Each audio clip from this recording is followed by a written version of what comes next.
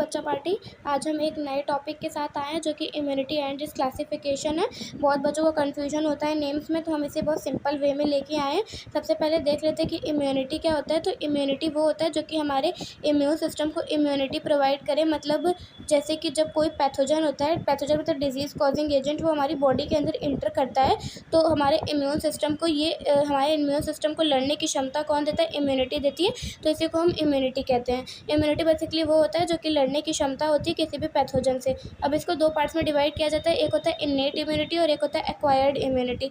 Innate immunity क्या होता है? इन्नेट इम्यूनिटी वो होता है जो कि हमें बाई बॉर्न मिलता है। मतलब हमारे जन्म काल से वो हमारे साथ रहता है और हमें बाई बॉर्न वो चीज़ मिलती है। एक्वायर्ड इम्यूनिटी वो होता है जो कि हम अडेप्टिव होती है, जो इम्यूनिटी जो कि हमें अपने लाइफ टाइम में मिलती है। मतलब वो इम्यूनिटी जो कि हमने अपने लाइफ टाइम में एक्वायर करते हैं, लाइक वैक्सीनेशन के थ्रू, ये सारी चीज़ें होती हैं। और कुछ कुछ तो इम्यूनिटी नॉर्मल मतलब बाई बॉर्न मिलती है हमें।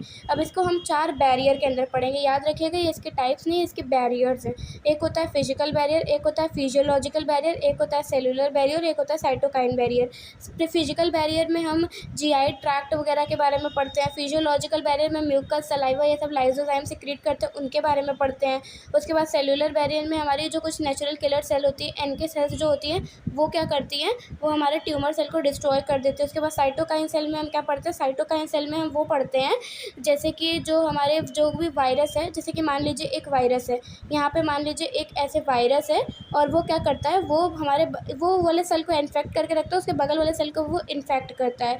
तो उससे क्या होता है कि वो बगल वाले सेल को इन्फेक्ट ना होने दे, तो उससे कौन? साइटोकाइन बैरियर हमें बचाता है। इसके पास इंटरफेरॉन्स होते हैं, उसकी वजह से ये हमें बचाता है। ठीक है, मैं आपको ऐसे फटाफट से थ्योरी बता दे रही हूँ। आप इसका एनसीईआरटी रीड कर लेंगे तो आपको एकदम अच्छे से ये चीज़ समझ में आ जाएगी। शॉर्ट वीडियो बनाने का बस एक ही मकसद है कि आप फटाफट से रिवीजन कर सकें। एक्वायर्ड इम्यूनिटी क्या होता है? एक्वायर्ड इम्यूनिटी के 2 पार्ट्स होते हैं। ये बैरियर था, ये पार्ट्स होते हैं। एक होता है ह्यूमरल पार्ट, एक ह्यूमरल होता है, और ये टाइप्स होते हैं, टाइप्स। ह्यूमरल सेल होता है और एक सेल मीडिएट होता है। ह्यूमरल सेल मीडिएट होता है और ये सेल मीडिएट होता है।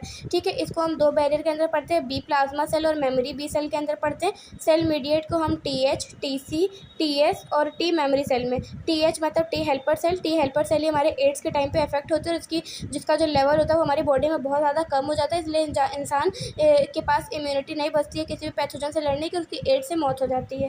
उसके बाद टीसी मतलब टी साइटोकाइन सेल, ये डायरेक्ट क्या करता है?